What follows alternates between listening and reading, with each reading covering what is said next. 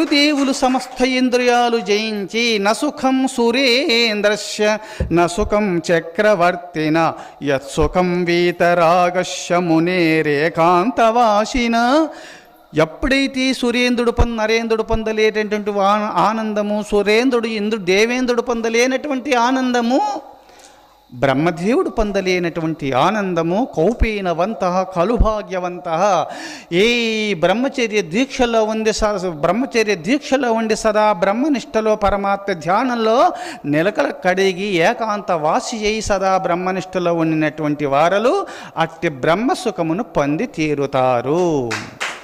అందుకోసం ఎప్పుడు ఆ బ్రహ్మసుఖంలో నా గురుదేవులు ఉంటారు పార్వతీ అని పార్వతీమాతకు అట్టి బ్రహ్మసుఖమును అనుభవించువారు గురుదేవుడు.